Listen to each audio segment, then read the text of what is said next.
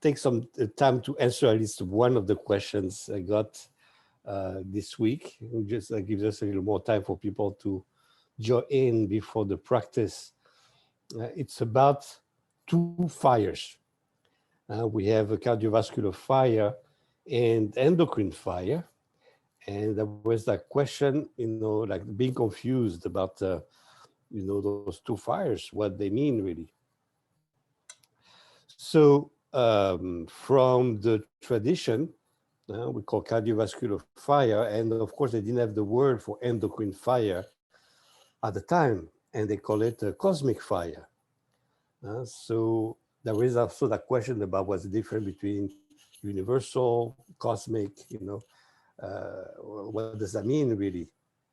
Well, it depends how you use your vocabulary, of course. Universe is our universe. Basically, that's the world we know. And that's what belongs really to our belief system that's more familiar. So our universe, and especially inner universe. So inner fire, or fire, what we feel most is our heart.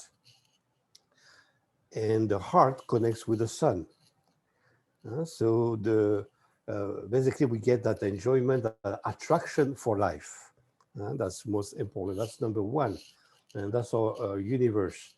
The universe, the closest we know, we see the sun, so we know it's there. We don't really know about what we call guiding star. When we start to get out into the cosmos, that's more like cosmic fire. The inner universal fire, the cardiovascular fire, we know is red, we know it's warm, we know it's that's what gets us attracted, give us that human warmth that attracts us and attract others to us when we have that frequency.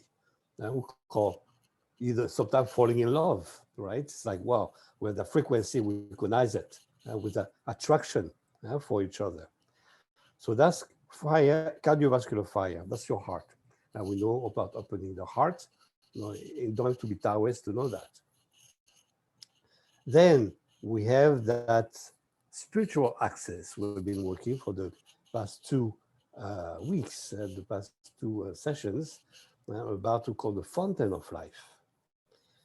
And fountain of life basically is not only that heart fire, it's not only universal fire. There is a whole other dimension, a cosmic dimension, because we add the past and the future. So the past basically coming from water. So that's what's in our back, and that's the past. And that's that blue frequency. That blue frequency, and eventually it moves to the earth and to cardiovascular fire and to cosmic fire. So that's we call microcosmic orbit, we call that opening the third eye kind of thing, is to get that perspective on a fire that's beyond our universe. We call the cosmic realm. That's kind of fuzzy. We don't really know. We kind of rely on experts and scientists to tell us, yes, we can see some of the stars, but we don't know. We learn from other people because we cannot experience them directly. So that cosmic fire, that frequency is that all time line dimension there is made of blue and red. That makes purple. So there is a 2 different fire is actually a different spectrum of perception. One is infrared, which is the lower frequency that allows us to perceive. And then that's actually quite narrow range between infrared and ultraviolet.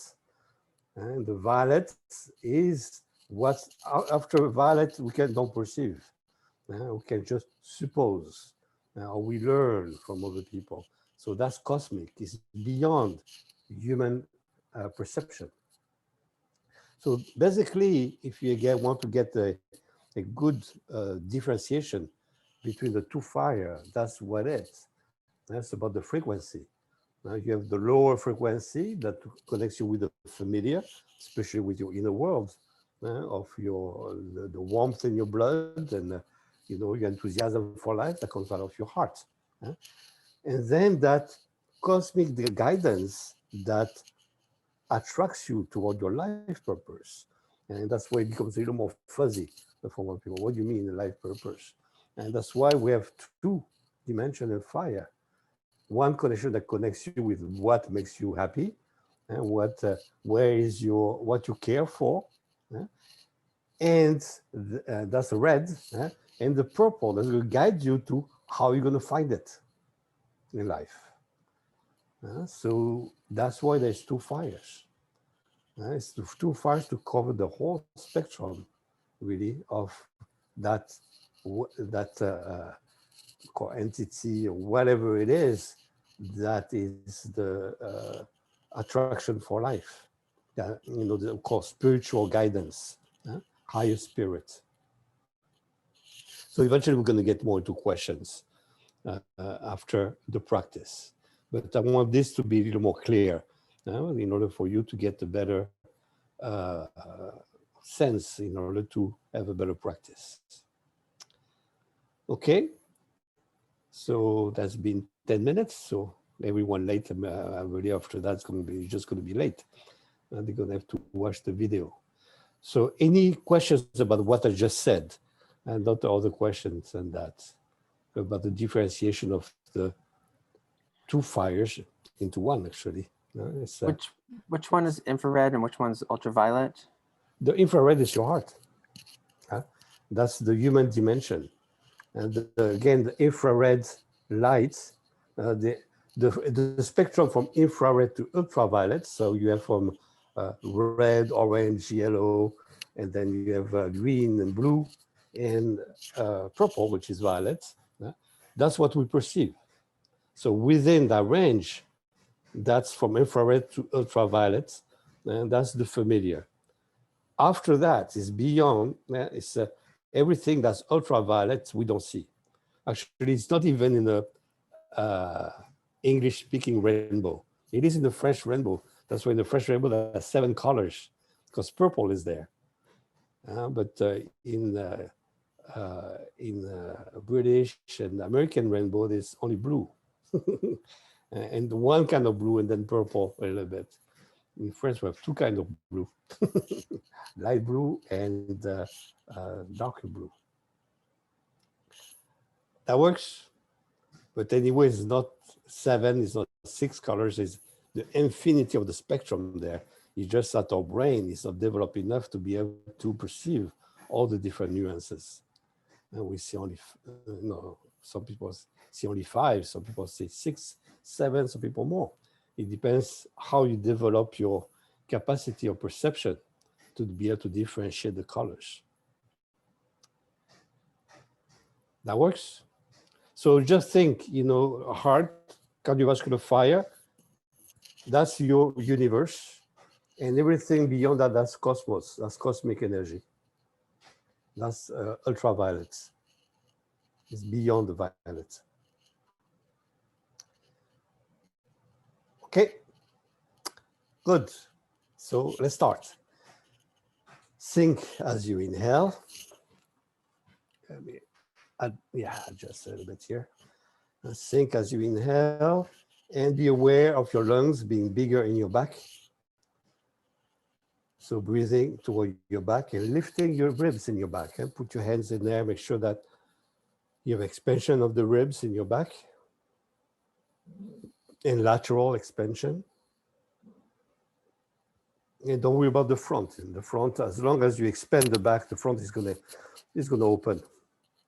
But if you contract and try to stick out the abdomen, you're gonna restrict your back. Remember that. So breathing in your back and sinking as you inhale and pushing your body weight comfortably into the ground or into your sit as you exhale.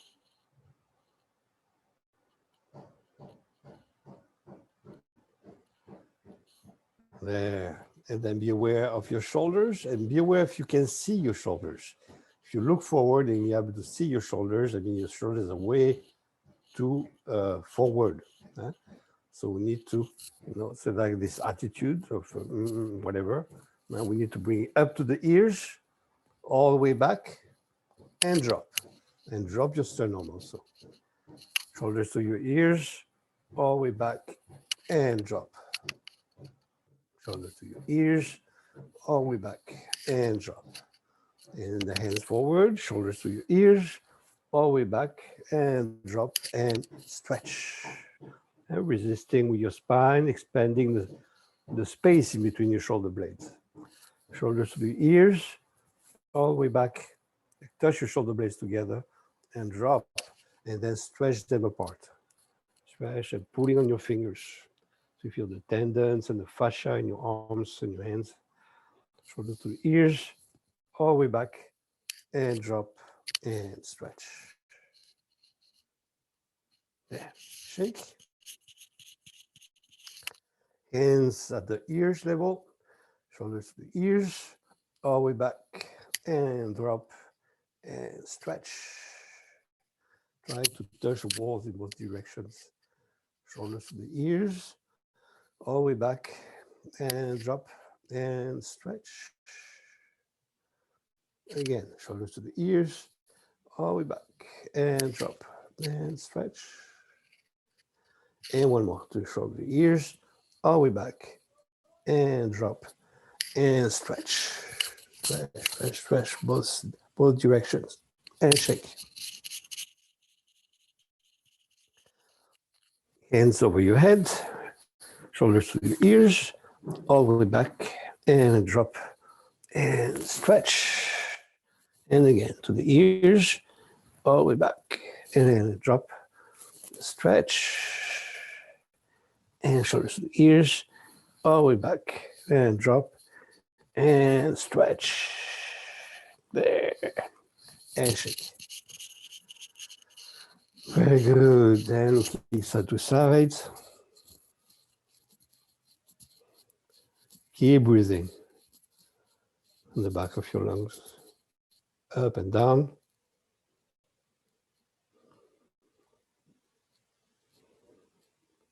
Upper right side, lower left side.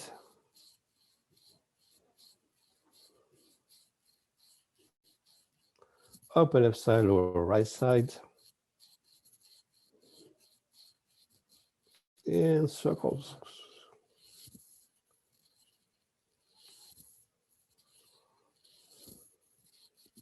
And reverse.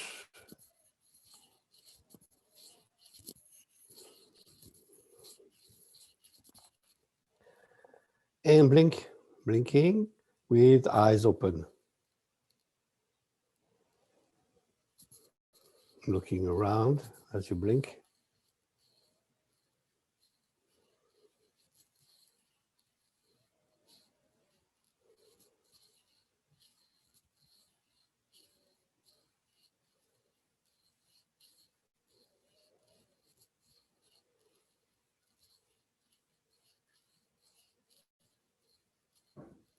And then hands actually warming your hands, sending the warmth across your eyes.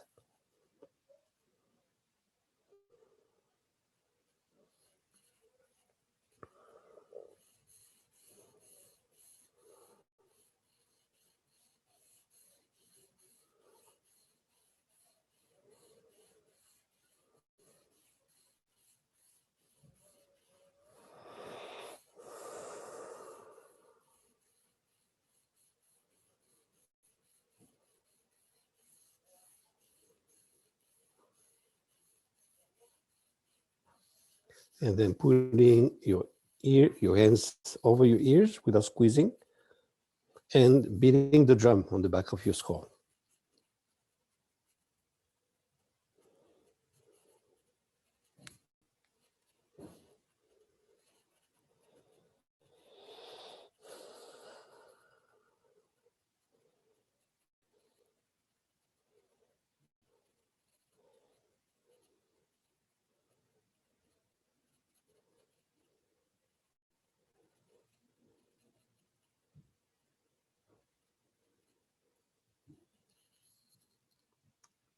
Good.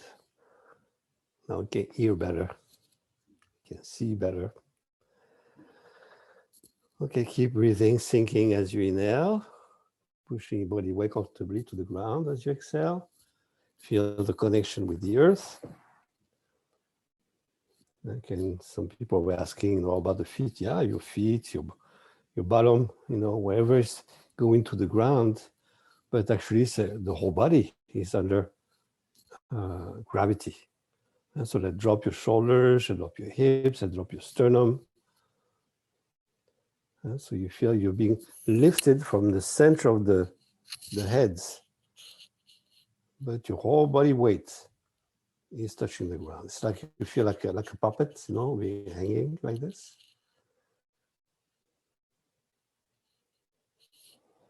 And feel the connection with the energy coming from the ground, and that's life force, earth. And we're all hanging from the earth.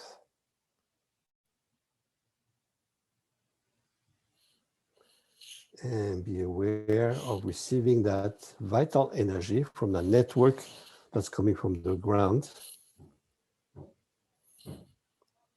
Even though it's wireless, in the ground it's not that wireless, it's really connection, it's a life force running through the ground, feeding every plant around, and every animal, everything alive. So the network we're sharing with everything alive, same source.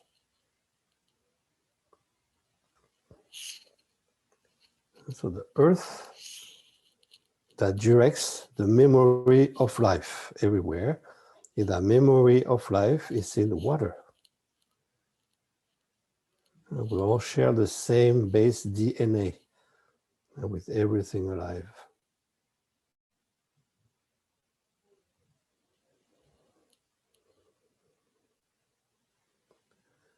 And be aware of that memory of life getting into your bones.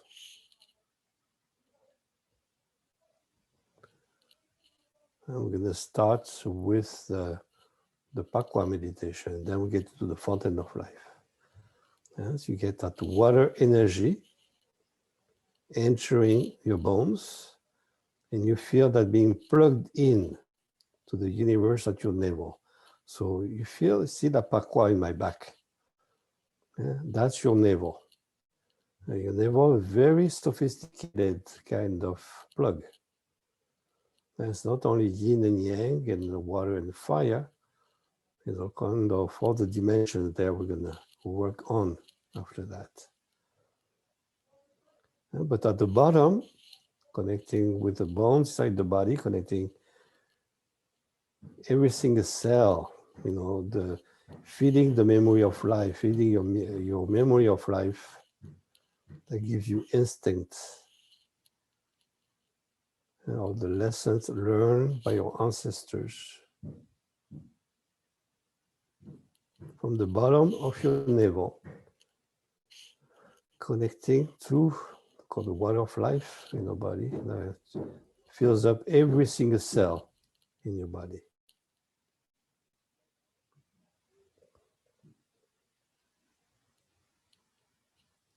That feeds your bones, where the memory of your ancestors reside. That's the more calcified, the more crystallized part of yourself in there. So it's actually very dominant energy we have in ourselves. That's why our instinct is so strong. And water is a very strong force. It's extreme.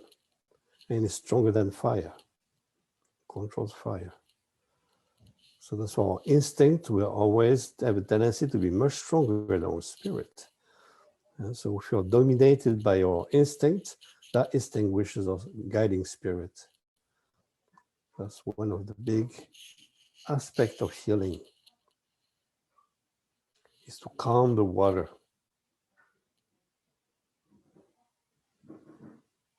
And so be aware that water creating that first jet where we find the most of our instinct in there. So the instinct of shelter and feeling, looking for safety and support. That's the pelvic floor right there. And going to momentum in your sacrum, the momentum that allows you to run when it's needed. And crossing over to your sexual center so you can go toward where enjoyment of life is.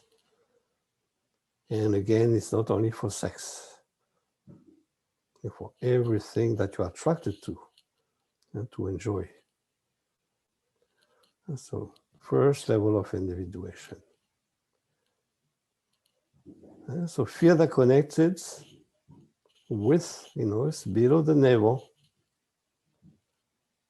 And the first connection with your Pakua. And most fundamental.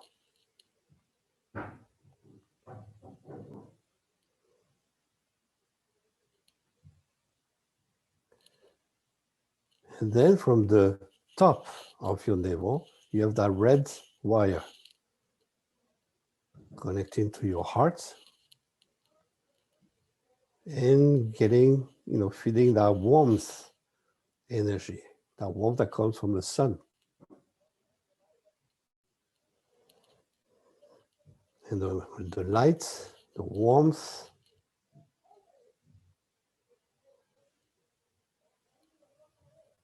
and feel that charging up your heart and distributing that nice energy to every single blood cell in your body.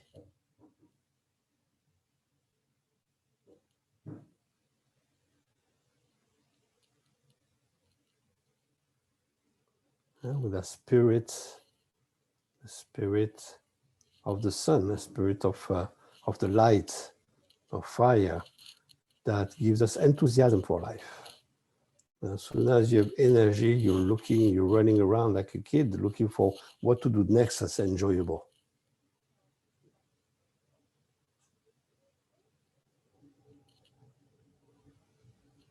And so now you feel the warmth in your body, inside your blood, inside your heart. And you feel that connection with that fountain of life. And so the part of the fire is above the earth, above everything that's above your solar plexus, that's earth. So your heart, your throat,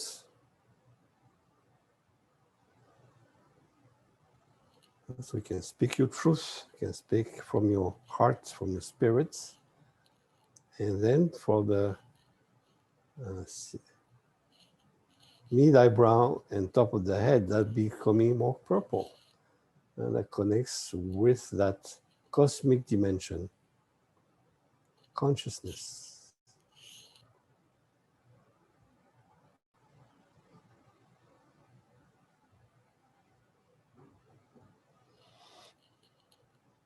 So you feel the water on the bottom of the navel, connecting to your cells, the DNA, connecting to your bones.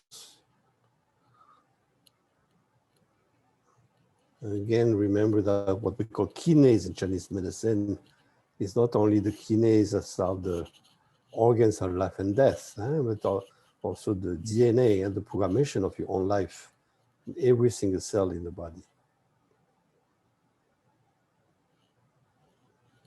And the fire above the navel that connects with what gives you, what attracts you into life. So two fires again, the cardiovascular fire, the infrared, the warmth, the light, and then the ultraviolet, the guiding star, cool fire.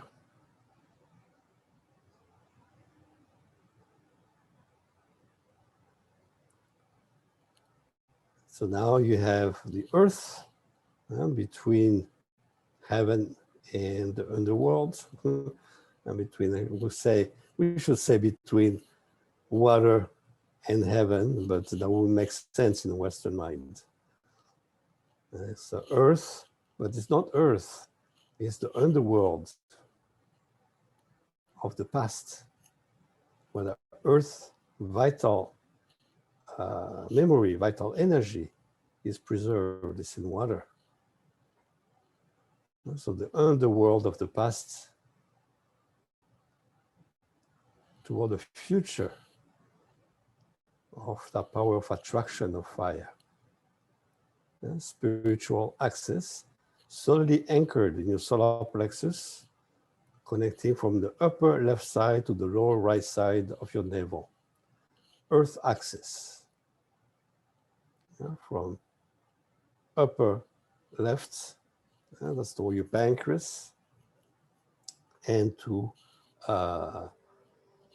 lower right, that's the mountain trigram. That's the earth axis, we're going to talk about it.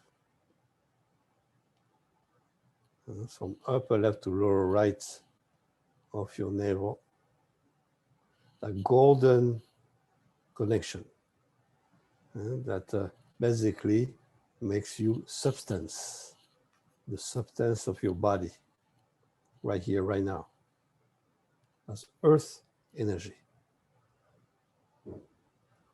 The earth energy is the I am part of your mind. And to be here, to be present, you need to be part of this universe. So you need to absorb it to create yourself. So you're connecting to your digestive system. And from there, your digestive system feeding the rest of the body. From the universe, we are absorbing. So we can manifest in this universe.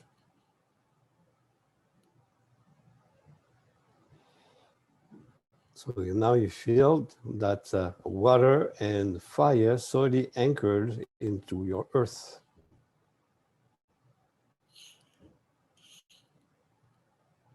You feel your navel with the water on the bottom coming from your bones, or going to your bones both ways.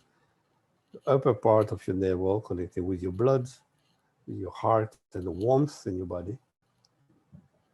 And the earth axis from upper left to lower right, connecting with your pancreas, but not only pancreas, it's your whole digestive system, feeding your muscles, feeding your flesh. So you're present. And once you have water on the earth exposed to the sun, guess what? Something is going to grow out of it. And the growing energy that manifests into your nervous system, and that's the right side of your navel. Right side, thunder. And so it's a thunder and wind, and that's the wood energy. So two for the wood principle, wood attributes, growing principle from water to fire, from yin to yang, the growing energy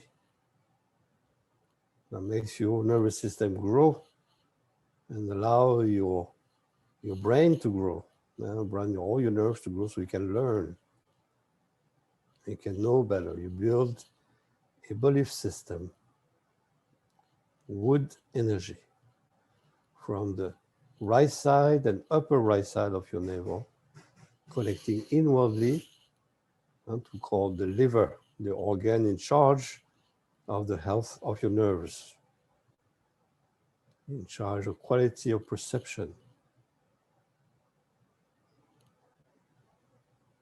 in charge of giving you consciousness. I think, therefore I am. Very important attributes.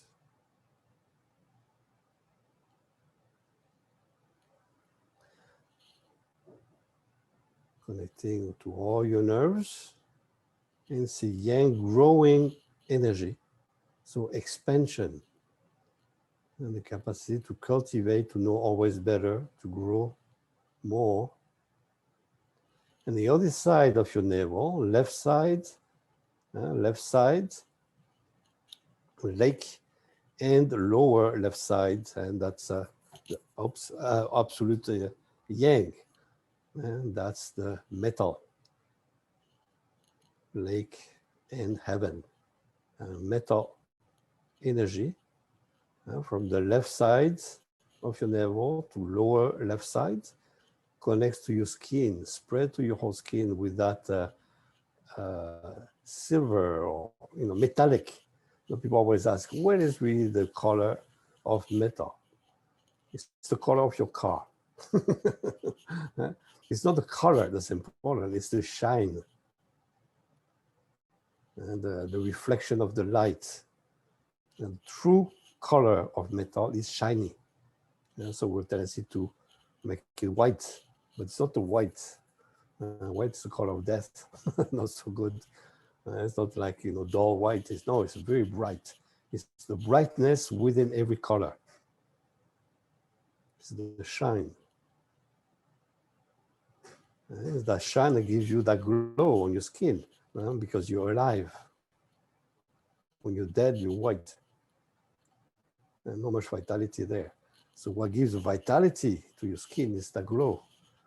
So the glow that's on your skin and that goes inside your body and to that undifferentiated, uncut tissue from the surface of your skin down to the depth of your bones. And that's fascia, conducting the vital force everywhere through everything, all the wrappings of everything. We call the fascia, we call everything the membrane tissue. That's what gives you shape. That's what your shape is repeated all the way from the surface of the skin that gives you your shape all the way down to the cellular level. And there is some kind of resonance, morphogenetic of fields. It's like a hologram where we are, our shape. So basic energy is connecting with the way we feel. If you're very shiny, you feel good, you feel uplifted, and this in your breath that carries the chi, that carries the life force to every single cell in the body. Oxygen, but not only oxygen, is vitality. So that's through your whole skin, through your lungs. From the depth of your lungs, you carry that vitality.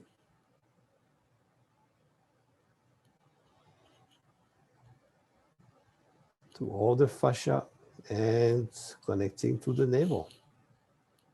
Especially left side and lower left side of your navel. So you have your whole pakua there. Metal, left side, lower left side. Wood, right side and upper right side. Earth, upper left side down to lower right side. Fire on top and water on the bottom. And you have your pakua. Connected with what makes you alive in there, and that's your mind. And your mind that's composed of those 5 sources of vitality.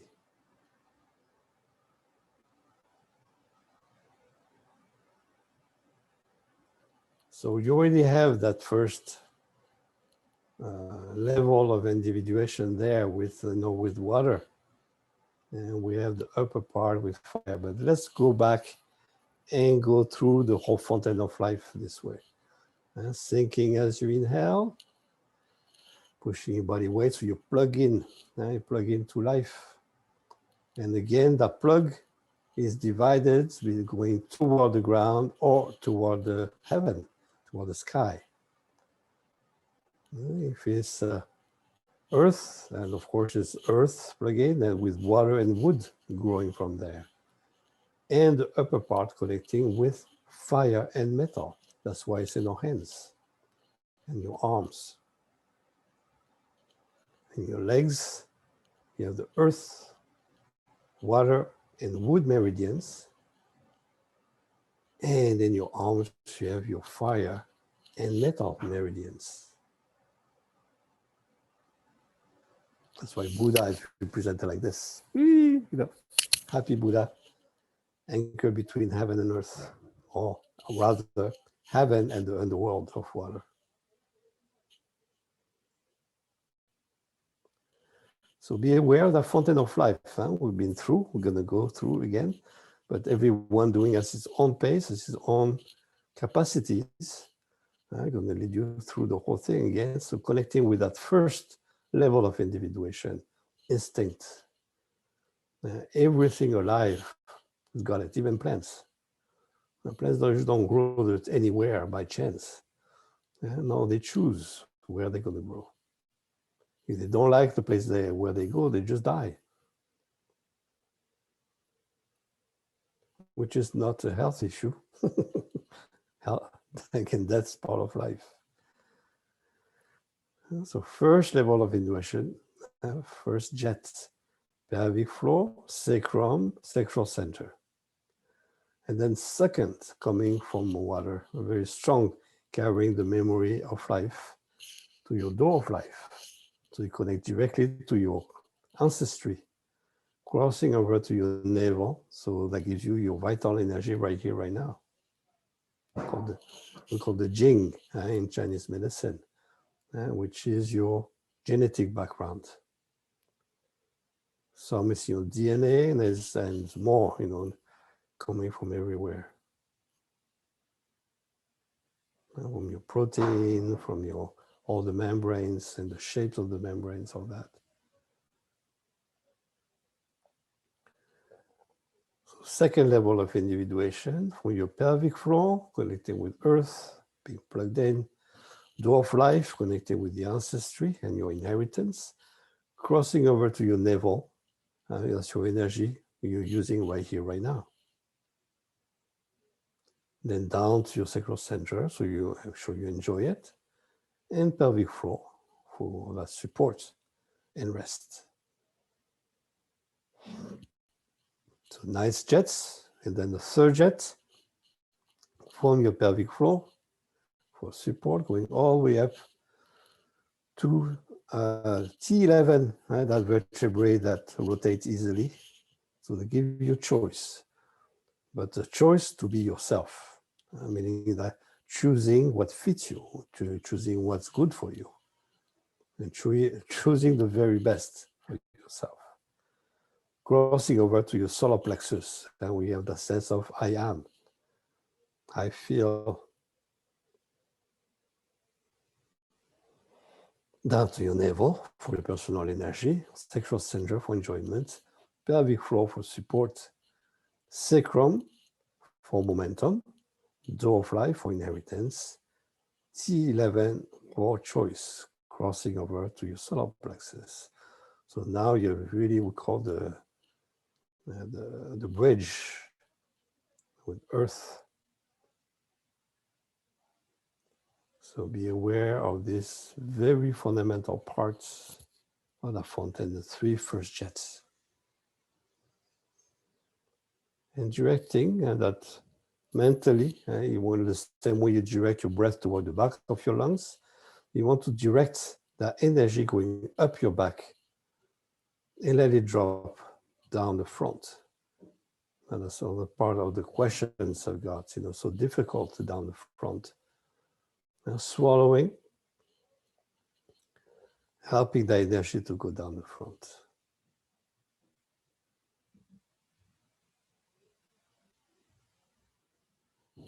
And now we're going to go to the fire part of that fountain, and the beautiful, shiny part, and more human. And that's what to be human is, to open the heart.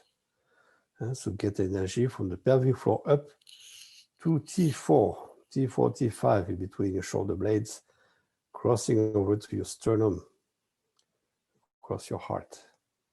Then you drop your sternum so you can breathe laterally, opening the cage And let it liberate the spirit.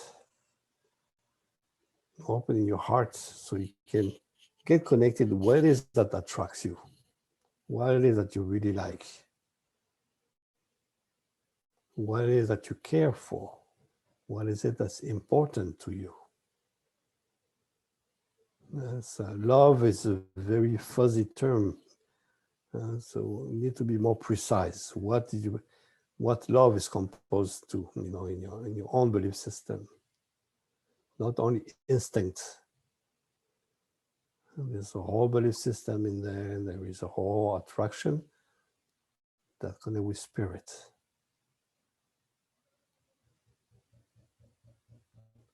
And once you open your heart, you connect with your inner spirit, and that spirit you share.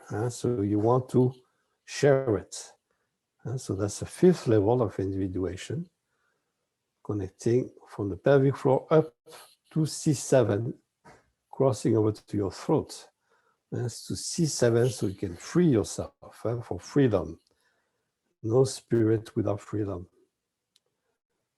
If you're not free, you cannot do what you want. You need to be able to do what you want the way you want it. So that's C7, a very important place to liberate in your back so you can speak your truth, crossing over to your throat, and share the spirit. And contribute to what we call human consciousness. Then down the front to your heart, so you're true to your spirit, down to your solar plexus, I am, and down to your navel, so my energy, my ancestry, down to your sacral center, and that's what I like, down to the pelvic floor for support, I'm here, and up to your sacrum for momentum, and door of life for inheritance, T11 for choice, T4 for freedom, C7 to reach out, reaching out so you can hand the hand. You can help, you can receive help also, very important. Get your support system and trade, exchange, receive and give, and crossing over to your throat. So that's a level of building your support system, building your network of support, and being able to be a strong link within that network. A very fundamental human level, and the fifth level of individuation, being able to be social intelligence.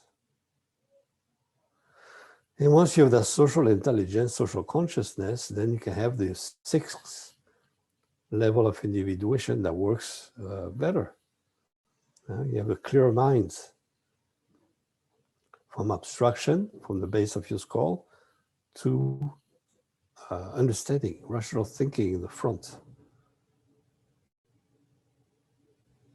Consciousness called the third eye, human consciousness, wide spectrum, opening the mind. I cannot open the mind if you don't open your heart, if you don't open to your sense of self, meaning about respecting yourself, loving yourself.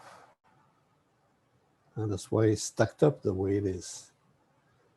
And once you open that consciousness, then you have a guidance with the seventh level of individuation, and the full fountain of life that connects your pelvic floor to the top of your head, flushing the central channel so you can have a better circulation from the macrocosmic orbit all around, up your back, down the front, and also the central channel. So the energy goes up, inside and down, around. And you have a whirlpool of energy around you. That's the belt channels. And so your energy body is very sophisticated. And when we do the meditation, we have those few branches, but be aware the energy is radiating all around. So with the intention of having the energy going up your back and down the front, that helps us to open ourselves, to get the power, to get the energy, to open ourselves to our own quality of human energy, being more human. That requires cultivation. It's not acquired right from birth. Right from birth, we have the potential for it. And it takes a whole lifetime to cultivate it.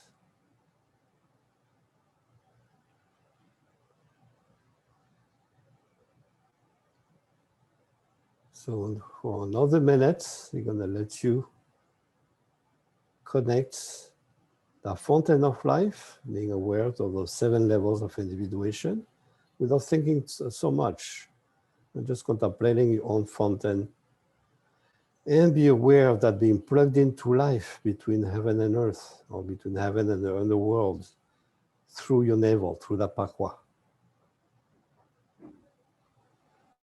That gives you vitality from the inside out.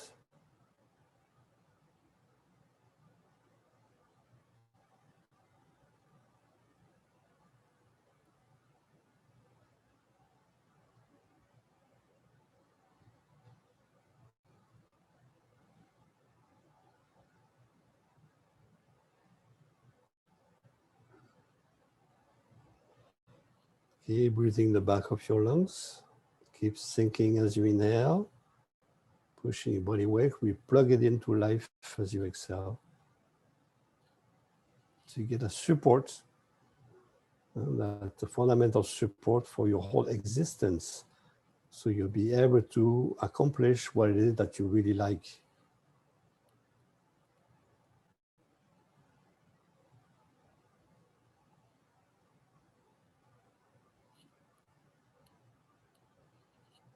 And rest.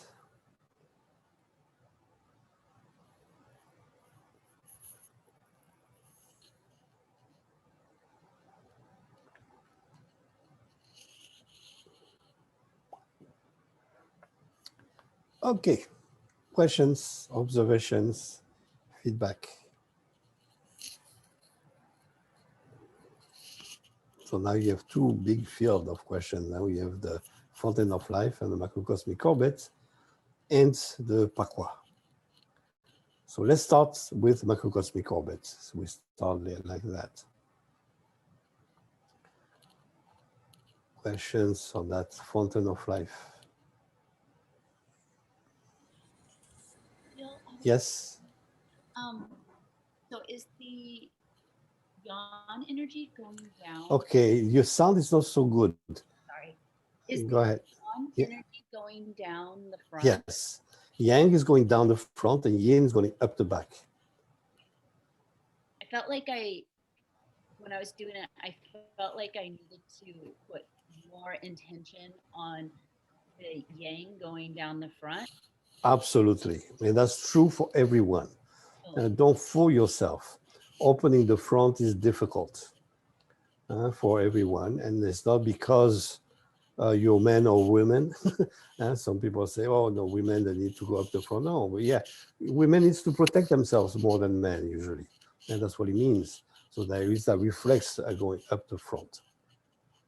So there's a lot of controversy about that. And I'm not going to get too much into it. I'm going to tell you the way, I know about it.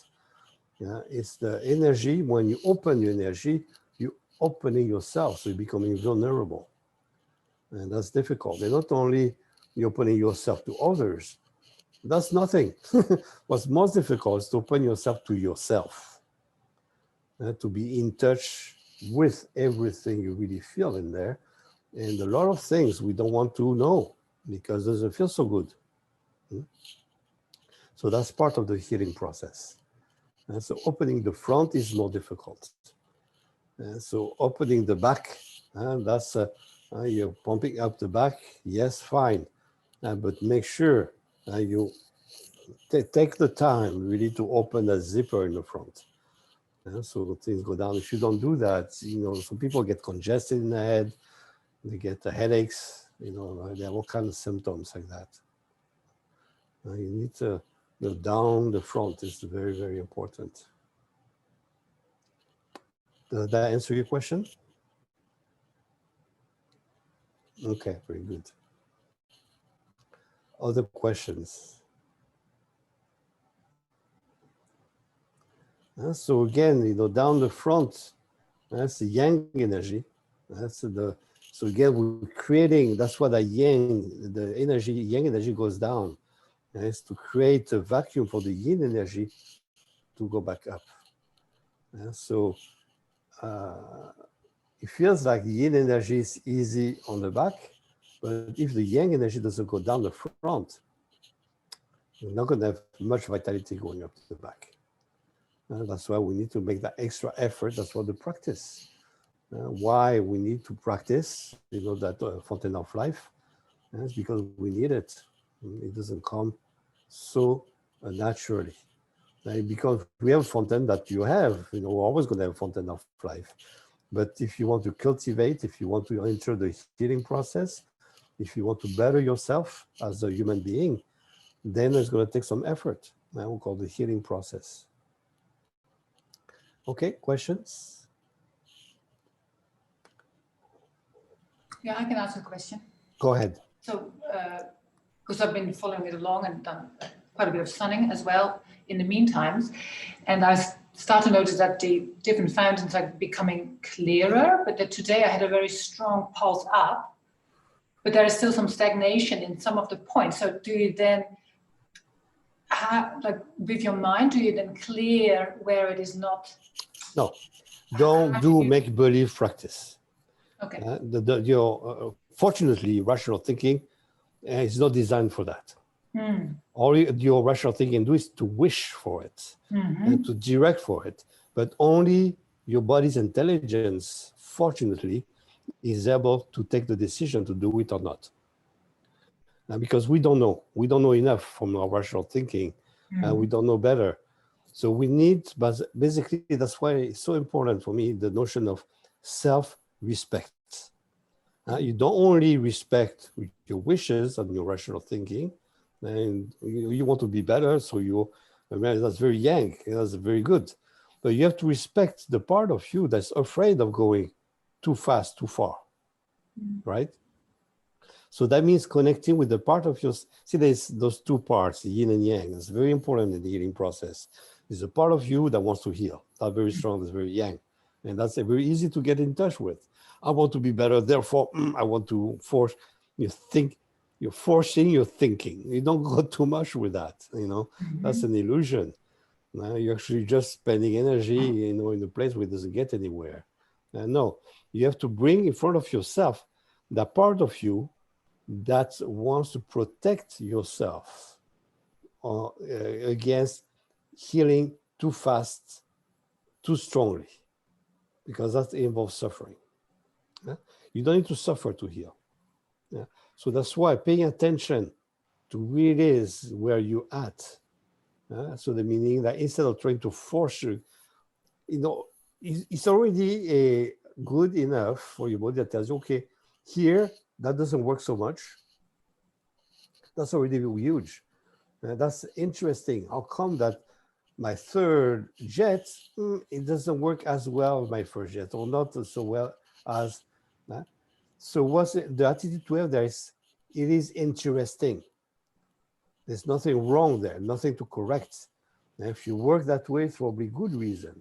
So basically, you send the inner message that's, oh, it's interesting, but you respect the fact that the body is working that way. But if your body gave you that information about one of the jets not being working so well, that means it's already working at it. So again, how do you heal? That's what's the basic principle of Tao Touch in healing is during your sleep. Sleep over. Sleep it over. Meaning that you need to build first chemistry, build more serotonin in your system, so you have more melatonin at night, that allows you to sleep and dream things out. And this has to be done parasympathetic response. And you get that response, the stronger that response, only when you are safe in bed, sleeping, and using all that energy that you'll be needed during that daytime when you're awake. You need that energy, so you need to inhibit the healing process during daytime. And so you work on fully healing process during nighttime only. So that's why you're okay. And then your body knows what to do. That's why your rational thinking is completely inhibited during dream time. There's good reason. And so we have to respect that. So when you get into that meditation, that means that you don't think yourself into meditation. You allow yourself to feel what it is that's really happening in there. You have to respect it, or your body's going to cut out that information. Is going to make you believe that, oh, I'm doing, the macrocosmic orbit, I learned it through master and been passed down, the lineage. And all this is just, mind game. Yeah.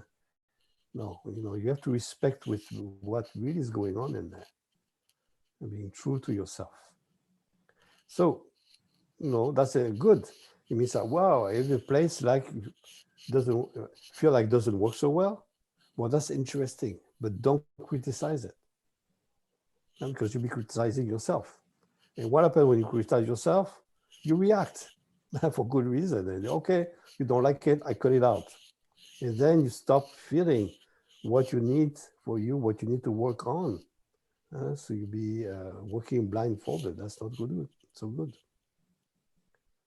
So you use the information that you get through meditation to enhance the other. That's why the differentiation of the 5 intelligences is so important.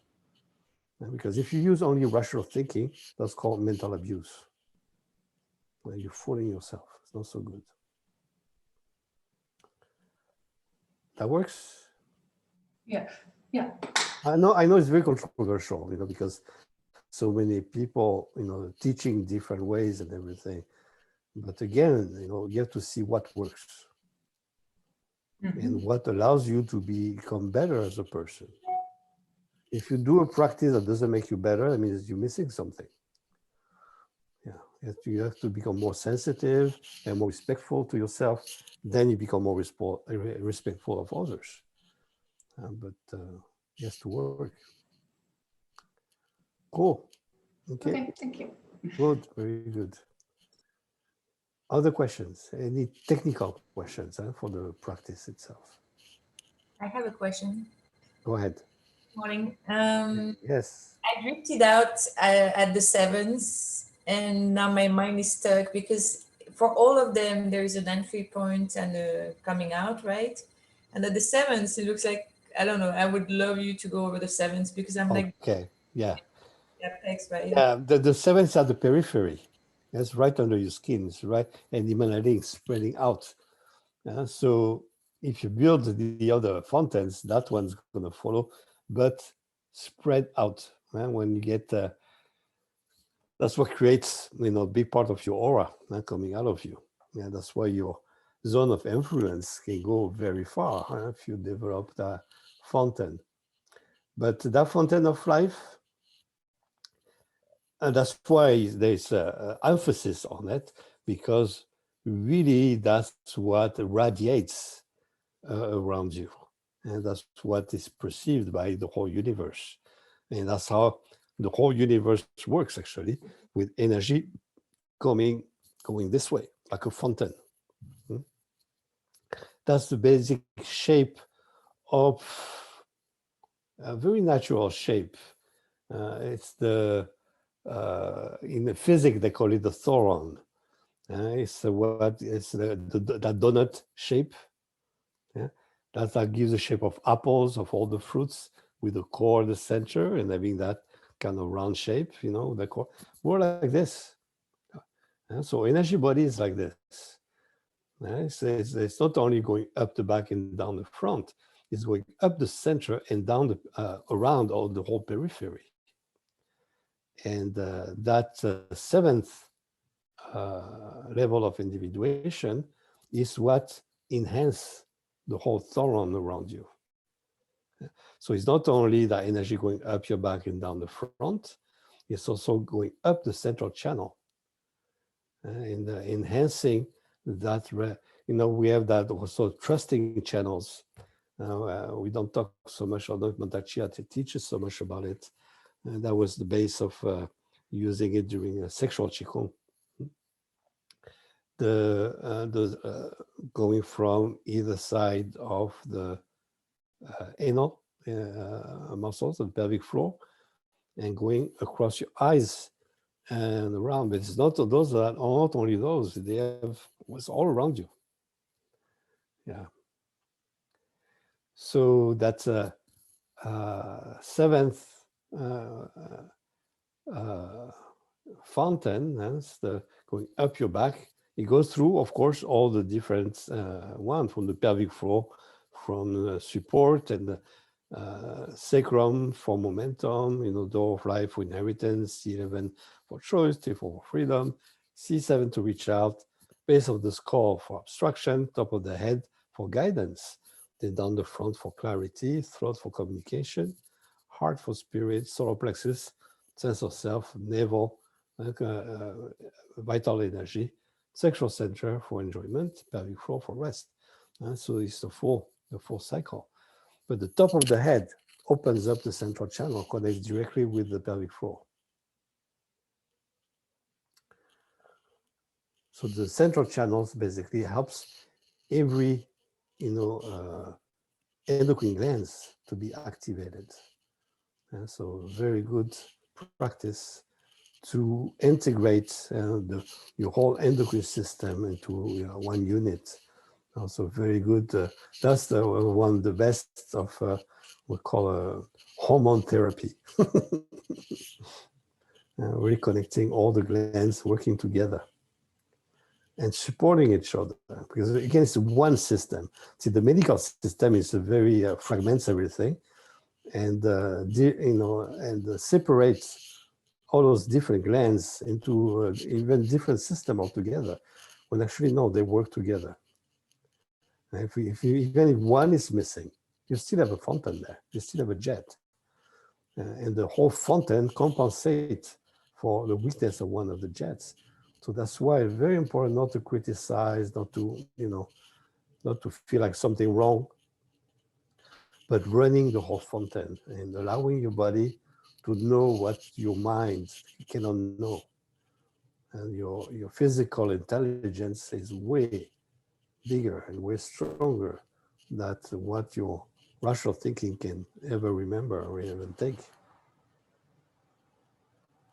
So using rational thinking to give for what works best is to step out of yourself, step out of the present, contemplate and look at things. Oh, wow, this is interesting. And it brings consciousness. But don't try to fool with it. Don't try to change, because that becomes fantasy, becomes imagination. So my use as that's why, we call visualization is very not easy practice. You have to visualize what is and not to invent. And we're, as a civilization, designed to invent. And we have an educational system that put us into fantasy world. So I would suggest to avoid this. Use only rational thinking for consciousness. You step back, you contemplate, and say, whoa, this is stuck, interesting. So how does that translate in our body? And you breathe into it. And see your breath that's going to establish the inner bridges that allows your body eventually to change strategy, to give permission for change. It's your breath, not your sight, that's going to make a change. That works? Yeah, thank you. I see the chat box getting bigger. David, can you see what's in there? Yeah, the seventh jet just opens naturally after going through all the other jets in the fountain? Or do we need to bring the yang energy down the front from the mid-eyebrow and back up the back to the crown? See, that's typical question where you have the answer right there. So we just need to validation. Yes, that's what we were just talking about. Yeah, and actually it's not only true for the 7 jet, it's true for every single jet. And it's not seen because we have such a linear way of thinking. It's not that first you have to open the first jet, then the second. No, the whole fountain works together. So we start as a linear thing because that's the way our mind has been built, you know, with our brain and all the different synapses, linear thinking. Yeah, but again, remember that the straight line doesn't exist. It's human invention. Even space is curved. Yeah, so the straight angles and the straight line and the square boxes and all that. And we live in a universe we call artificial. Yeah, artificial because to adapt it to human belief system. Because the human belief system is very restricted in terms of, you know, we need to open the mind more and more in order to connect with what really is. And what we see, what we perceive with our nervous system is not so much what is really, because it will be too much to take. It's what we believe is. So first we develop a belief system when it makes sense, when we can agree with all the 5 intelligence together. So we have to look for consensus, not trying to dominate our whole mind with ideas, you know, coming from rational thinking, which is the base of our education, you know, Western civilization. And that's why the work of meditation is so important to become really human. Because if you just think you're not really human yet, you need to respect your instincts. You have to connect with the spirit. You have to develop a self-respect and connect with what is good for you, and put that in your belief system that's solid, and being able to bring shine to it, bring vitality of metal in there, you know, the being proud of being human, of being yourself. And we have a whole educational system that just goes against that, and not so good. That works? Okay. Then we're going to get into that second formula of the fusion. That's the big one. So I don't know if we're going to have time for a lot of questions about it, but at least we're going to do it, and we're going to repeat it. We're going to need at least 2 sessions really to get into really the principles of that second formula, which is the very mechanism of emotional digestion that allows us to grow. And when we make growing ourselves, growing, acquiring more maturity, means we're feeding every single jet of the fountain of life. But we don't know how it happens. It's we call the mystery and the miracle of life. Something we do every day, but because it's so obvious, we don't see it right in front of our face. But we call the alchemy. So again, going through that, what does that mean, alchemy? What is alchemy? It's a difference of chemistry. And chemistry, very important to study chemistry because you have all the elements that constitute our universe. The physical part of the universe. So we have that table that tells you the composition of everything, and the periodic table with the electronic composition, with all the electrons and the neutrons and everything. And from here, you know how you combine things together. Well, with all the basic elements, you can have the whole universe the way it appears. But out of that periodic table, you don't get life. Everything is neutral. So not dead because this is own life in there, but that own life can only be perceived through alchemy, not through chemistry. Even though if you mix certain products, it might be very explosive. Doesn't mean there's life in there. It's just reactivity. This is just reaction. To get life, life is transmitted from life. And there is no source of life in the periodic table. So we need another dimension to understand the universe we live is the level of alchemy, which goes to the source of life. And so that's a big difference between alchemy and chemistry. Chemistry, yes, you have the elements.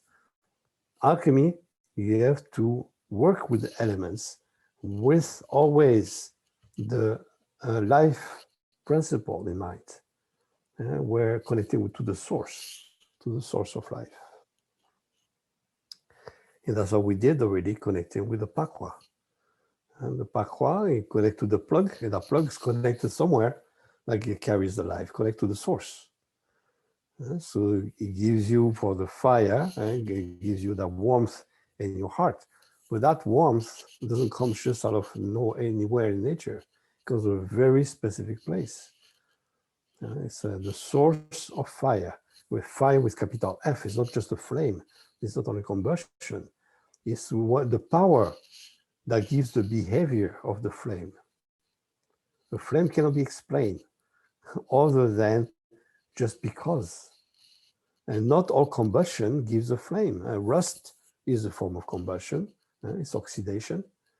So oxygen reacting. But you don't have a flame there. You don't even have heat.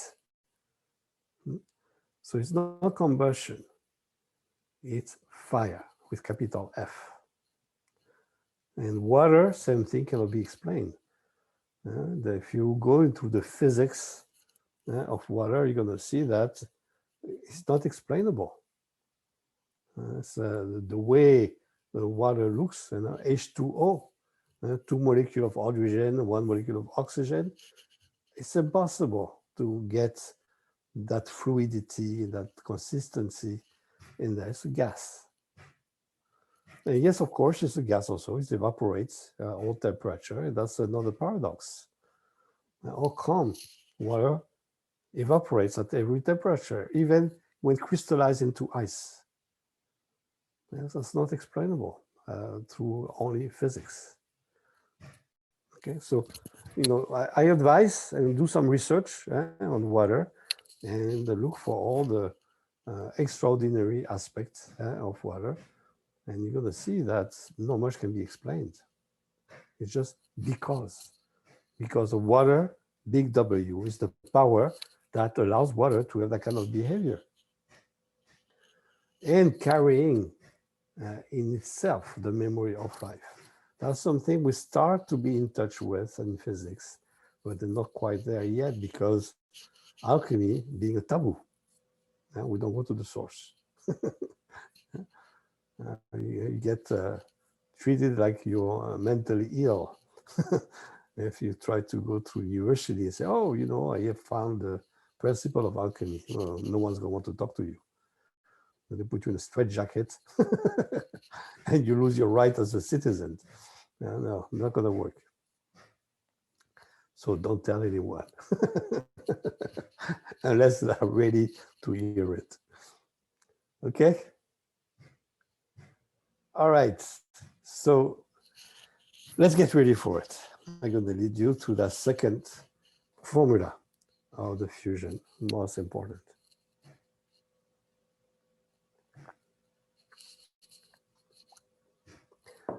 So again, to go through it, it's not about trying to imitate or trying to imagine things happening. Try to be in touch with yourself, most important. So to do that, you need to breathe. Don't interrupt your breath. So breathing in the back of your lungs, and that establishes those inner bridges that connects all levels of consciousness, all levels of cognition, your consciousness at every level. If you breathe in one place of your body, you're connected. You know how it feels there. No need to explain, no need to understand. Sinking as you inhale, pushing your body weight, plugging into life as you exhale. And be aware of you being here and now. Now, Earth, I am here. I am part of this room. I'm connected to everything in this room, and everything in this room affects me, and my present affects everything in this room. And that's the feng shui principle. Through a network of energy we might not understand, but doesn't matter, doesn't prevent it from being here. It's not because we don't understand it that it doesn't exist. We want to get in touch with it, with other intelligences, so we know it's there, it exists, without being able to understand it. That's what's most difficult if you're a scientist, because you develop your mind into the reverse. You don't believe anything until you understand it. Unfortunately, we don't have a mind for that. Actually, it's not true. We have the mind for it, but not the understanding. And the other part of the mind that's really in touch with it. Your physical body knows everything. Remember all the information in your DNA on the cellular level. Thinking as you inhale, being aware of not only yourself being here now, but your whole presence. And your whole zone of influence that goes way beyond yourself here and now. And it goes way down into the past and way into the future. Someone is planting right now the beans you're going to eat this summer. So you don't know those people, but hey, they're going to feed you in your future. So be aware of that zone of influence that goes way beyond what you are in touch on all the time. So opening your mind to connect with the not understandable. But you can feel. You can have appreciation of it.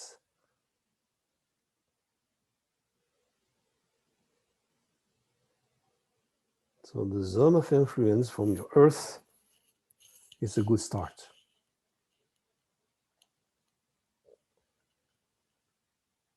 Then we're going to start with fire. So getting in touch within yourself, place where it feels hot. You scan your body.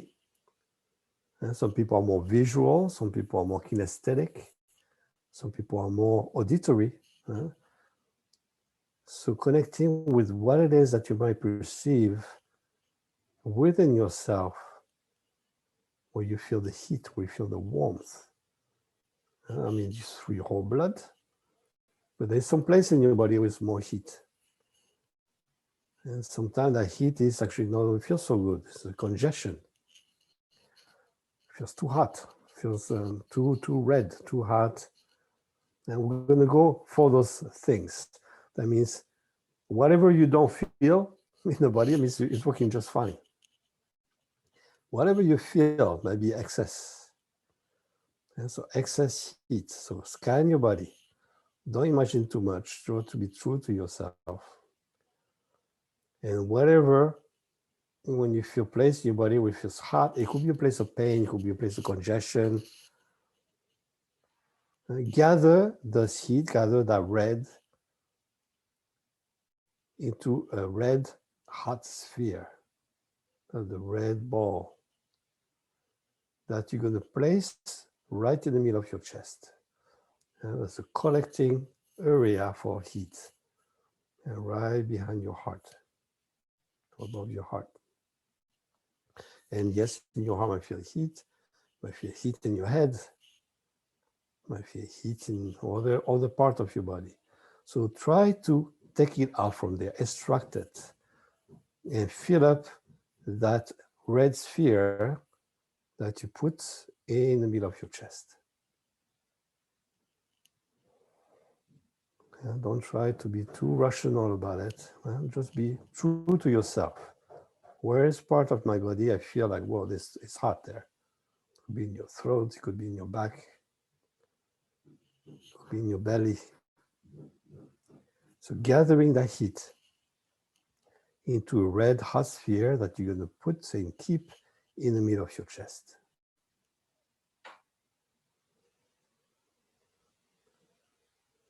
And once you connect with feeling, then connect with meaning. And keep scanning your body for heat. And now connect with wherever part of yourself there is a sense of needing to go fast, needing to hurry, being in a hurry, being impatient. Where is that coming from? So wherever it is coming from, you try to take it out of there. Take that heat and same way gather it into the red hot sphere in the middle of your chest. You put it in there and keep it there. So wherever you feel it coming from in your body, take it out, extract it from there. Any place where you feel like you need to hurry, you don't have time.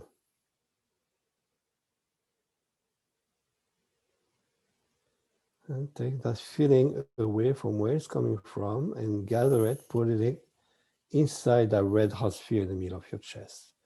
And try to make it very clear, very distinct.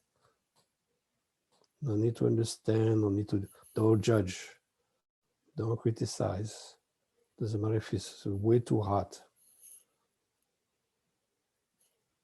Gathering in the middle of your chest and keep it there with all that impatience, that feeling of not having time.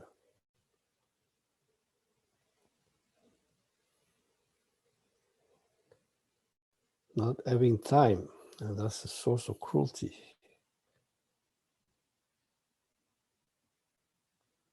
You're cruel to yourself, number one. Don't have time to pay attention. But mostly connecting with the feeling itself. So it might not feel so good. That's normal. But it's okay, respect yourself. Okay, that's what I've been doing. I'm going to be better. But to be better, you have to know what it is that you need to change. So giving yourself permission to let yourself feel what you've been protecting yourself from feeling, because it doesn't feel so good. Or that excess heat, agitation, right in the middle of your chest. You feel the chest getting hot. From all the heat you gathered from all the different places.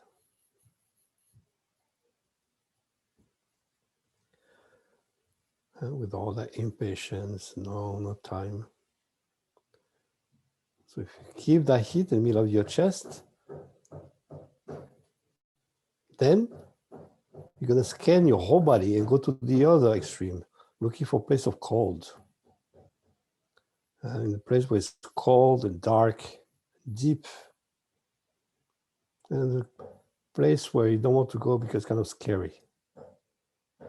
Too dark, too deep, too cold.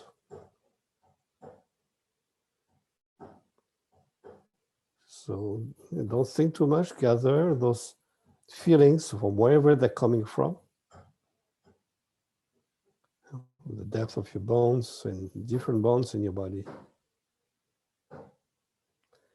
And gathering into a deep blue sphere. Deep blue sphere that you're going to gather into your lower abdomen. So if your lower abdomen getting cold, with all those cold feelings you're getting from your back, from your all places, that cold has been gathering. Even a place in your brain, a place in your nervous system. gathering into a deep blue sphere that you keep in the lower abdomen. So you feel the cold building in the lower abdomen.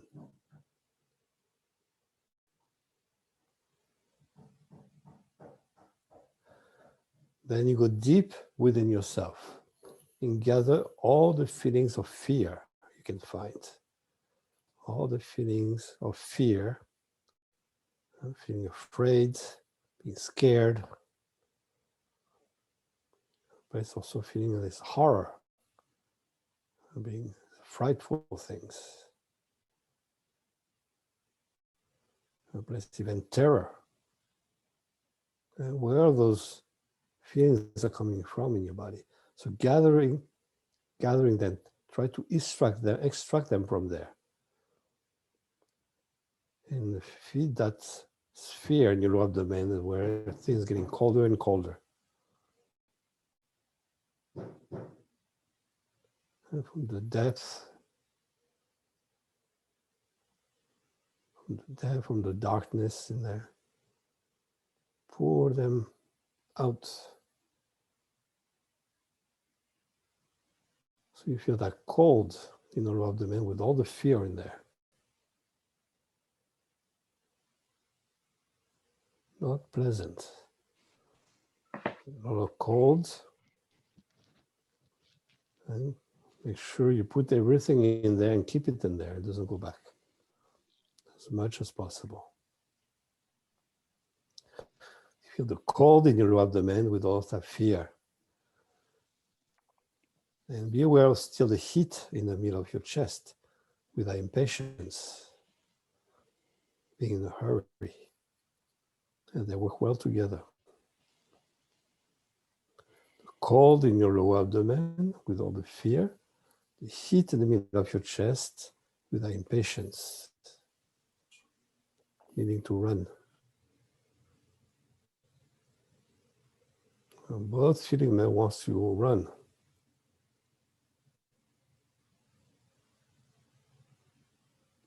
Feel the heat in the middle of your chest, the cold in the lower abdomen, very clear, very distinct. Be aware of the Pakua in your navel.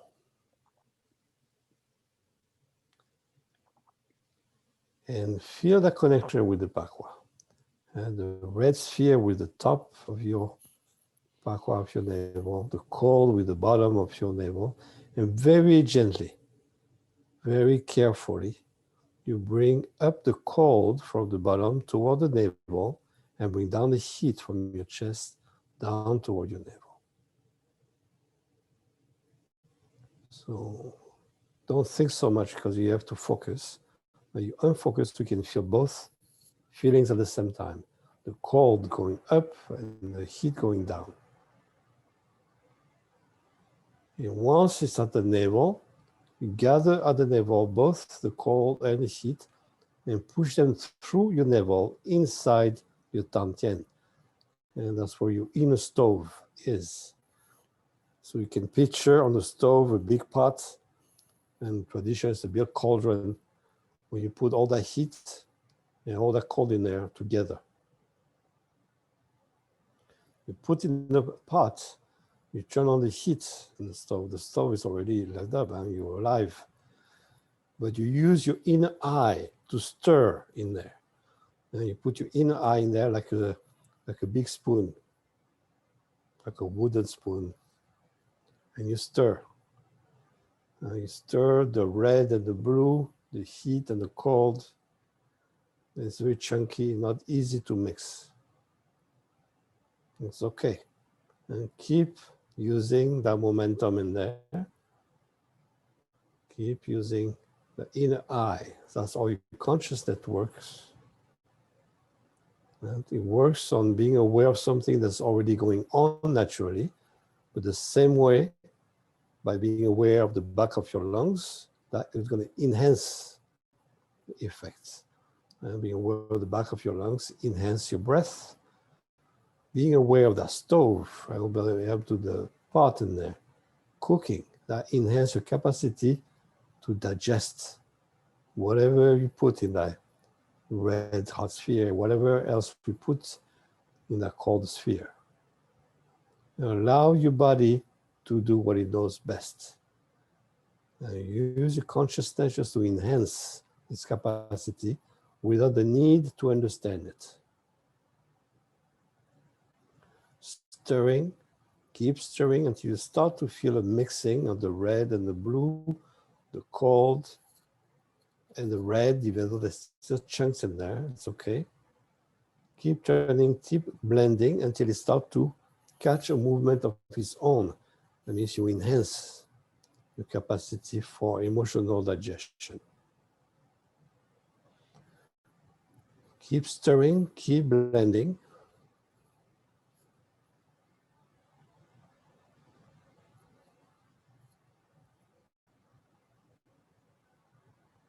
And once it catches, you feel it catches a movement on its own, then you put a lid on top. So you don't need to know what's going on. It's the mystery of cooking, the mystery of internal alchemy that's going to extract only the very best out of there, eliminate what's no good. The body knows how to do that. Too complicated for rational thinking to understand.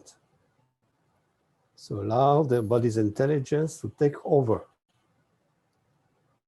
and give it permission to do what it knows best.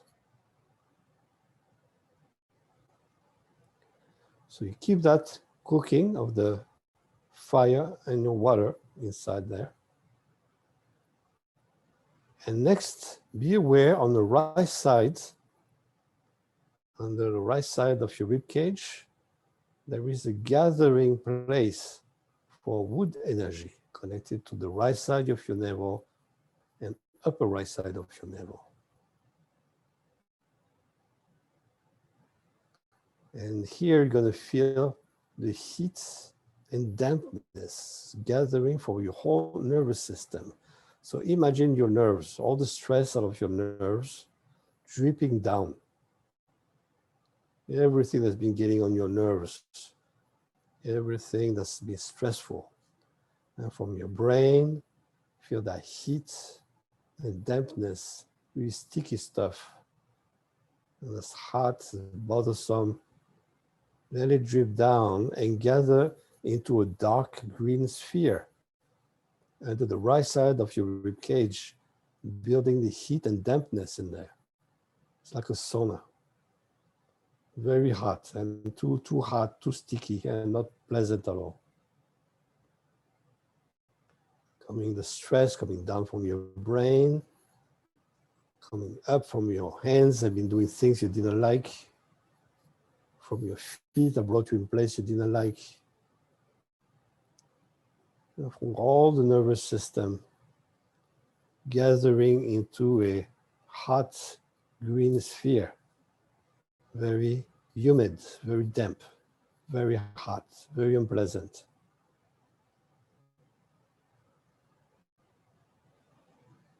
Going from your eyes, from your brain, from all the nerves. Then you go deep within yourself and gather all the feelings of anger that you can find. Same thing, gather everything like dead leaves. All that anger, where is that coming from? What part of your nervous system? From your shoulders, from all those places where stress has been accumulating. Everything that makes you frustrated, angry. Feel that heat, feel the dampness building under the right side of your rib cage. Very clear, very distinct. All the frustration, all that anger. So angry. I feel the heat building there with all that pressure. Very unpleasant.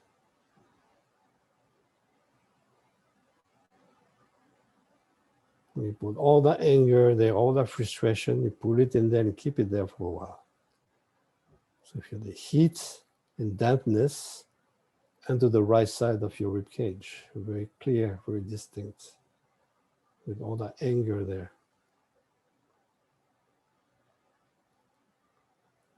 Next, from the left side and lower left side of your navel, connecting with a big, bright, cold sphere under the left side of your rib cage. Metal gathering place. It feels like a very cold wind, very dry and cold, like a wind blowing from the snow, from the ice, but too cold, very cutting cold, like glass, very unpleasant. Gathering from your whole surface of your skin, from the depth of your lungs, very cold breath, the depth of your guts, cold energy, cold and dry, very sharp, very unpleasant.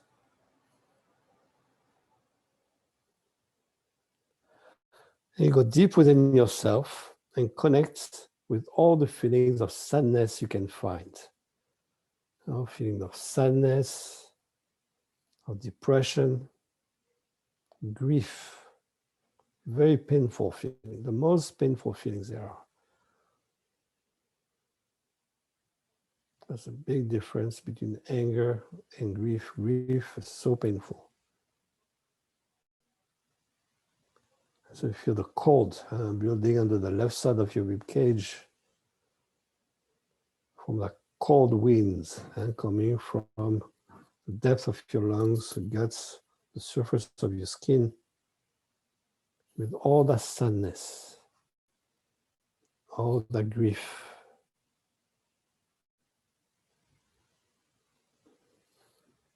Very depressing, very sad.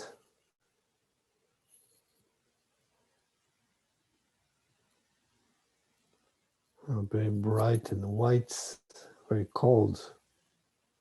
And feel that building under the left side of your rib cage.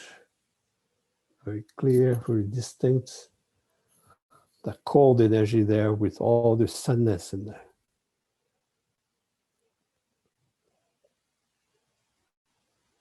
So you feel the cold, very dry, cutting cold on the left side of your rib cage. And you feel the heat and dampness under the right side of your rib cage. Very clear, very distinct. All that anger on the right, all that grief on the left, all that regrets.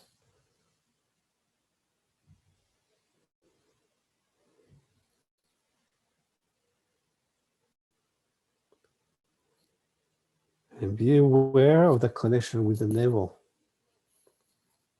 The wood green sphere with all the heat and dampness connecting with the right side, upper right side of your navel.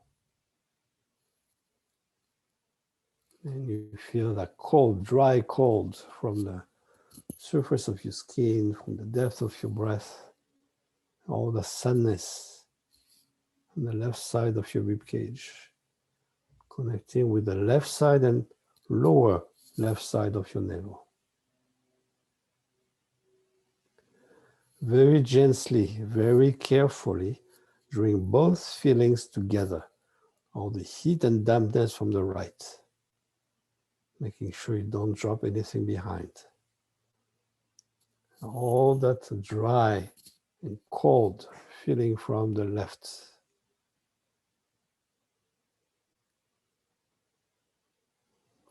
Bringing to the navel, pushing through the pakua into the stove, into the pot on top of the stove. Unless you want to picture oven, it's fine too. But the oven is very hard to stir. So the cauldron is better. So feel all the stuff you put in there. All the cold and dampness. The cold and dryness. It's already mixing. All that dampness and heat in there, and mix. Use your inner eye, consciousness to stir. This is what the body is designed to do with all this stuff.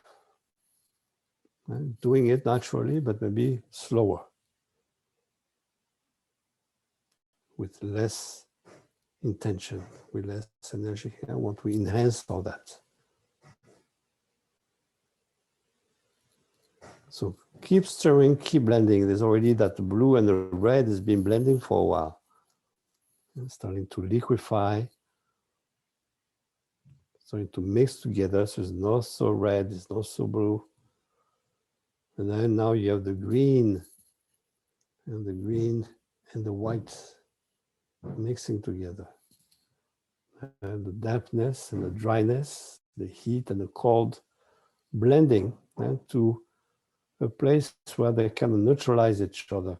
But don't be in a hurry. Don't be in a hurry to imagine this happening. Make it happen. And this might not happen until late tonight or even in a few days. Or, I mean, some of this stuff in there's going to take a long time to digest. But it's a process. It's happening. It's happening right here, right now. Digesting those emotional bricks that have been put in our bodies.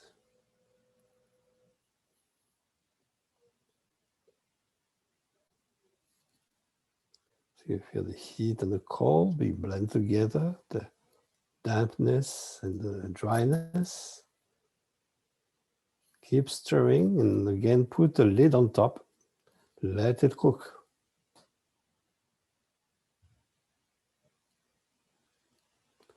Next, being aware of the earth axis of your navel from upper left to lower right. And right at your solar plexus. And that's the collecting point of the earth energy. And that's the zone of anxiety. And we work on the Tao touch. What it is in there that doesn't feel so good about ourselves. And so go deep in there. Be aware that earth and that self-sense and extracting, pulling out everything that makes us not so good about ourselves. Everything that's been told, even if we don't believe it, and we don't like it, it's still there. Digging and extracting deep roots throughout the whole body. Keep pulling things out, everything that's been put in there, so it doesn't make you feel so good about yourself.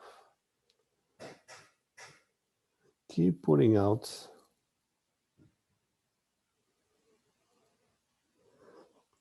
And shredding those roots, breaking them down, blending, cutting them so you can push them straight through the navel, inside the cauldron. And a cauldron, very good cauldron. I can shred, can break down, can chop up. All those feelings in there. And start to soften them, to cook them, to blend them.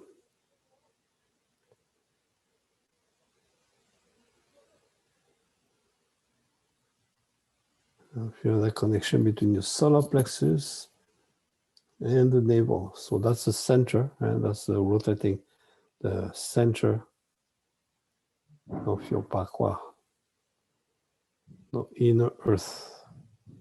From upper left, connecting with your pancreas, and lower right, and connecting with the whole experience of life.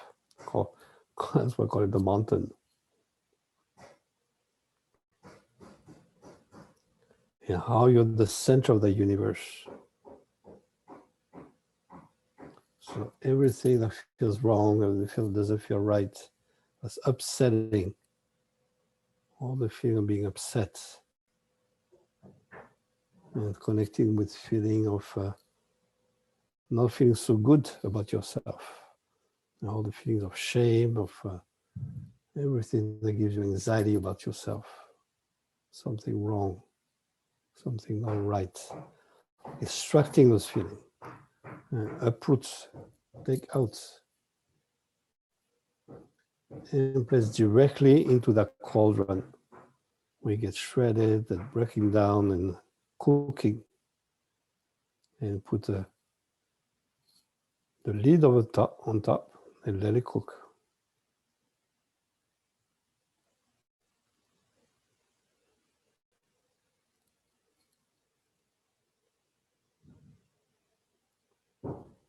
So you feel the cauldron now quite full. You're stirring, you're cooking, but already things start to break down in there. Some emotions are like bricks and chunky in there. That's going to take time to soften them and breaking them down. It's okay. It's happening. But some of it is already, being cleared up. So be aware, it's like in cooking. You have the smell coming out, and usually it smells so good because it's made of individual particles of liberated energy from all the bad feelings in there. So the smell good start to spread inside your body.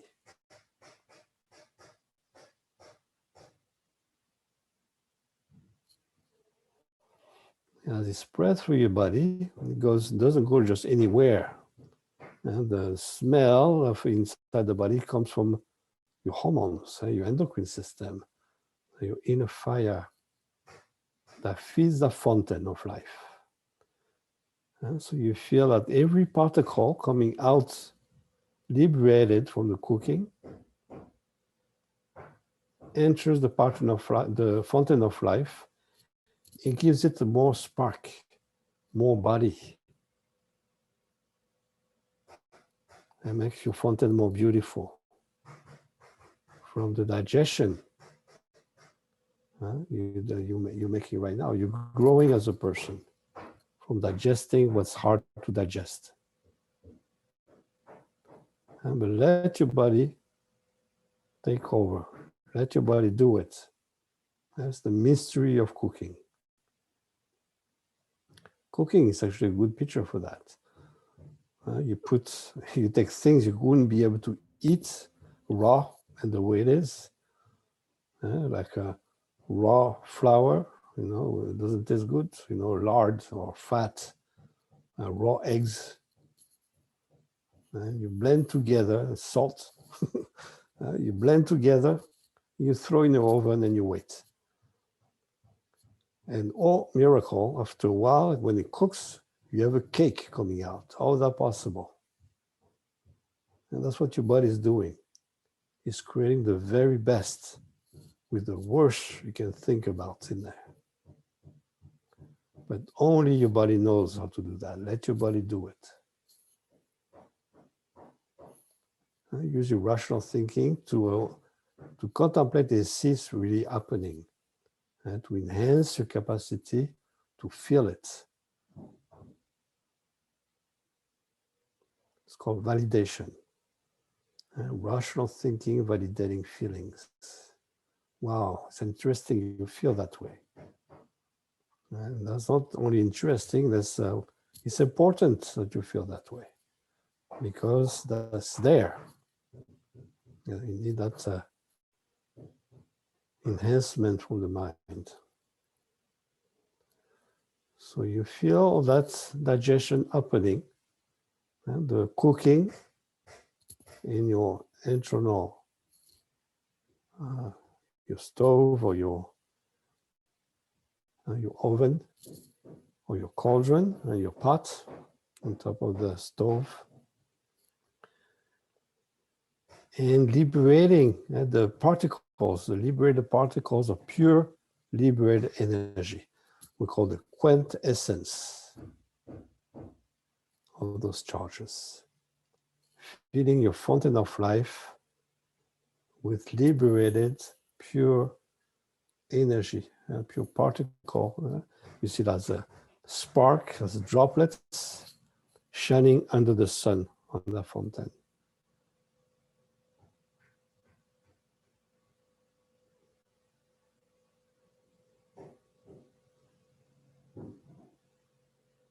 If you're running through that fountain, And you're going to see at the base of that fountain, it's not only the vasque, there is the whole engine of that fountain, allow the energy to go up the back and down the front. And that's what we call the crystal, your inner crystal that's being fed from the energy in that fountain. It's a closed circuit. Some people call it the pearl also. And the pearl or the inner crystal, your inner diamond.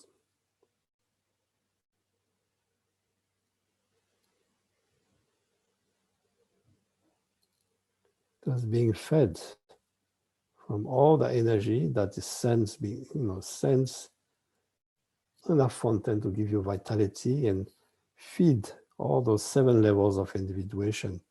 So you keep becoming better human being.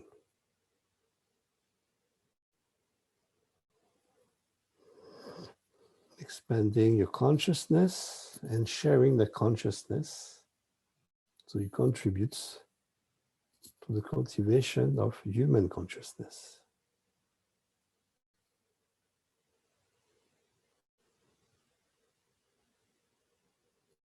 So feel your energy going up your back and down the front.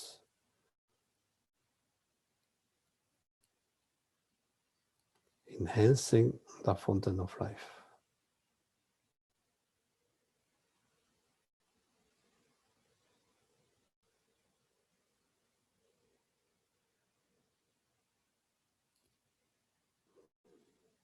Okay. That was the second formula. So we have another 5 minutes left. So we need to recover first. So take your time and don't jump out into rational thinking so fast. And go back to be in touch and connect with what you felt was interesting in your practice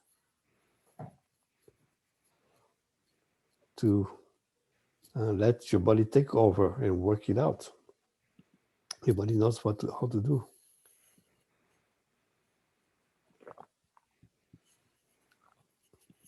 So I see there's questions about how many formulas are there. There are 4 formulas, basic formulas. Might be doing the 5th one, we just add up. But the 4 formula, number 1 we did, is about getting the infrastructure that allows that energy body to refine itself. Number 2 is the refinement itself, extraction of that quintessence. So it's distillation. It's a distillation process to enhance the spirit. And the 3rd formula is a first connection at the source. And going to the looking for how your body connects to the source.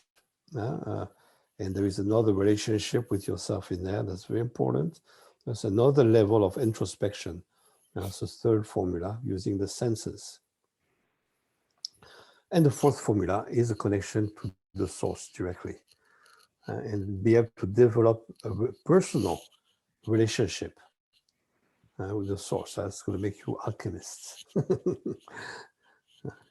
Certified alchemist.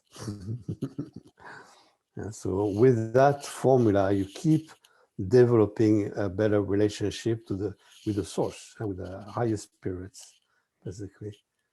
And that, of course, reflect within yourself by continuing to improve. So the more improvements, the better potential to connect with higher spirit all the time and getting a clearer and better guidance in life. So that's the 4th formula. Okay. I have a question. Yes. How often can you do those kind of meditation without being too overwhelmed, overload? Don't need to worry about it. Okay. Your body is doing that 24 hours, 24 all the time. And when you think about it, you just give improvement. So you don't need to overload yourself. You're already loaded. Yeah. Okay. So that's why it's so important not to think so much about it, because when you think, Thinking is about problem solving. Okay. So anything you think about is going to turn into a problem to solve. Don't do that. Don't make it a problem. Make it a natural process that you want to enhance and get into it and see results when you wake up in the morning. Because most of the process is going to happen at night as you dream over it. And so that's why it's so important to sleep and to dream. And that's why it's so important to go to bed with energy in order to go to the healing process. Thank you. You're welcome. That was a very important question because I'm sure that everyone, I remember when I was a beginner, and yeah, everyone's got those questions in the beginning. It's normal. Okay. Anything else? Yes, I have some sharings. Yes, go ahead. Yeah. When we I have to feel it again. Yeah, I try to. Go ahead. It's okay. Go ahead. Oh yeah, when we get in touch with the water feelings, Yes. the cold and the anxiety. Not anxiety. Fear. Fear. I'm sorry. It's Fear. different. Yeah. I know. Yeah, I know. Mm. With there was a feeling of love. Yes. So I tried to be in touch with the fear. It was lovely that somebody is there and say, "Oh, get in touch with it," and then I Yes. only feel love, and it was difficult to find The fear. Okay, this is good. Actually, it's already quite advanced practice you go through. The love you felt is coming from water. What is in water? Of your ancestors. You connect with the ancestor that wants you alive to continue business. So you connect with the love of your ancestor that connects with you. Okay, you're doing great. Don't worry about it. Just sleep over it. I'm here to protect you. Yeah. That's Okay. good. Yeah, That's very nice. That's very. I had it once earlier that it was you had to see the dark, and I was only feeling love, so I was thinking, oh, I do something wrong. No, that's good. See, that's why it's so important not to work so much with you must do something, that with rational thinking. So that way you're not into imagination. You're really connected with what is. The what is going to be surprising most of the time. Oh, come, I want to feel fear, and all I feel is love and support. This is great. Very good. And then there was another in the wood part. Yes. I have since November. I've always a kind of trembling, and November at the workshop, and there was really a lot of trauma, and it was more triggered of coming free, and I feel it really often, and I find it difficult to center. Since a while I do often my chin up, so it's the trembling stops. I don't want it, but okay. Yes. And sometimes it's quite intense in a way. Yes. So obvious. And okay. So that connects with actually the first question you had. So So the trembling coming from the back, that's your spine, and that connects to the bones. So basically, your body's telling you, okay, you're supported, you're loved. Don't worry. You're gonna get scared. Yeah, that's the main thing. So difficult to allow ourselves to be scared. But there are some fear in that. That's why the trembling. So the message is very good. It's okay to give yourself permission to feel the fear. Yeah, and that is you're protected. Yes. A kind of confusing because I know. So I was feeling, and I told I told myself, oh, I'm protecting. So there's kind of fear, and it really calms down the trembling when I put all the Yes, trembling very in good, very good. there. Okay, so also very important to remember that you don't have to digest everything all at once. Yeah, it's like a fear is like ice. You want to melt it little by little. So night after night, as you give permission, then you will see that it's like tumors. You reduce the size of the tumor by working little by little. And whatever is in there, as it escapes, it shrinks. So your ice chunk is going to shrink, and your fear is going to melt away. That's good. That's good. That's good. And is the melting of the ice and the That's the trembling? melting of fear. Yeah, the trembling is the awareness of this on the physical level. Yeah. Okay, Still, we're over time already. oh, right. It's going to interrupt by itself probably if we don't pay attention. So yeah, bring your question next week. We're going to go through that again. We're not going to jump on the third formula right away. We need to keep working that second thing there. And so we need to go. Okay, so see you next week. And again, send your questions and send your email. That's the most efficient way to do it. And hopefully not going to be so. I had a big bunch this week already, but it was good. It's good to answer the question because make it more precise for everyone. Okay. Yeah. Thanks, everybody. Thanks, everybody. And see you next week. Bye. See you next Bye-bye. week. Yes. Bye. Thank you. Bye.